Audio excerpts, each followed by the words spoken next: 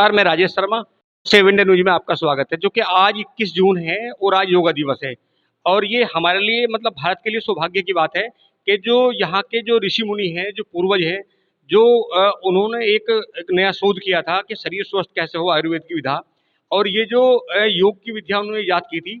आज पूरी दुनिया मतलब 21 जून है, आज पूरी दुनिया योग दिवस मना रही है और तमाम लोग अपने शरीर के प्रति जागरूक हैं। तो हम लोग अंसल टाउन में हैं और यहाँ अंसल टाउन में योगाचार्य जी के पास हूँ मैं।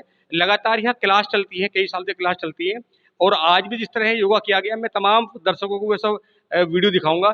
तो मैं एक बार योगाचार्य जी से बात करूँगा, योगाचार्य जी से कि योगाचार्य जी ने कहाँ ट्रेनिंग ली? आप देश-विदेश कई बार गए, वहाँ भी आपने ट्रेनिंग दी है। तो मैं आपके दर्शकों की बात करना चाहूँगा अंकुर जी से। जी अंकुर जी, आपने कहाँ-कहाँ ये योगा सिखाने का काम किया, किस-किस देश में? जी, नमस्कार। सबसे पहले आप सभी को अंतर्राष्ट्रीय योग दिवस की शुभकामनाएँ।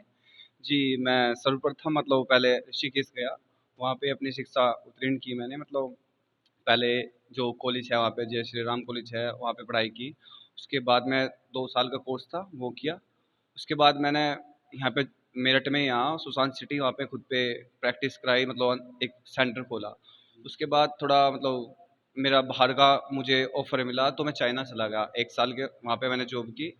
उसके बाद फिर हम दोबारा मतलब मेरठ आए, लॉकडाउन हो चुका था वहाँ पे, तो इसी वजह से वापस आना पड़ा और फिर हमने यहाँ पे अंसल टाउन में खोला और यहाँ पे सभी लोगों ने बहुत ज़्यादा सपोर्ट किया, प्यार दिया और सभी के सपोर्ट से हम बहुत आगे बढ़े और सबने बहुत अच्छा किया। सभी मतलब योग के प्रति बहुत जागरूक थे, तो सबसे मिलके हमें बहुत अच्छा लगा। हमने भी कोशिश की कि और ज़्यादा इसको बढ़ाया जाए और सभी को स्वस्थ बना जाए। तो जैसे मैं बता दूं अंकुर जी योगाचार्य हैं और देखो तमाम ये जो चित्र हैं ये सब चीन के हैं। चाइना में लंबे समय इन्होंने योगा सिखाया और जब लॉकडाउन हुआ तो अपने हिंदुस्तान आ गए और यहाँ मोदीपुरम के पास में जो अंसल टाउन कॉलोनी है यहाँ लगातार कई बैच चलते हैं और अंसल टाउन के सैकड़ों लोग लगातार योगा करते हैं। तो अब हम बात कराते हैं हमारे बीच में लगभग 65 ईयर पार कर चुके केडी त्यागी जी हैं। केडी त्यागी जी हैं, आप बागपत से हैं, बड़ौद से और आप लगातार कर रहे हैं और मुझे लगता है कि यहाँ मैं भी करता हूँ योगा। हमसे ऐसा योगा नहीं होता जैसे इस उम्र में योगा करते हैं। सर आप इधर आ जाओ। कैसा लगता है सर आपको?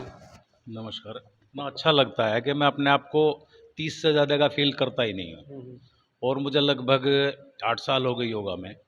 और योगा में मैंने क्या देखा, शारीरिक संतुलन, मानसिक संतुलन, सामाजिक संतुलन, सारे संतुलन योगा से ही आते हैं। क्योंकि पहले तो जीवन बहुत ही डिस्टर्ब था, ना कोई पता किसी बारे में, ना कोई ज्ञान है, सब कुछ आधा अधूरा था। तब से इस योगा अटेंड किया है, तब से मैंने देखा कि जीवन तो योगा में है और मैं योगा का ही बनकर रह गया हूँ यहाँ।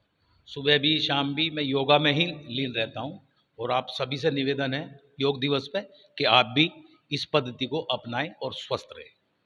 धन्यवाद। गौरव जी, आप गौरव जी हैं और गौरव जी लावड़ जो नगर पंचायत है वहाँ के व्यापार संघ के अध्यक्ष हैं। आप अंसल टाउन में रहते हैं और वैसे तो आप कभी कभी आते हैं योगा में, पर हमें लगता है कि आप ये कंटिन्यू आएंगे। आपको पहले तो योग दिवस की बहुत बहुत शुभकामनाएं। कैसा लगता है आपको योगा के बारे में?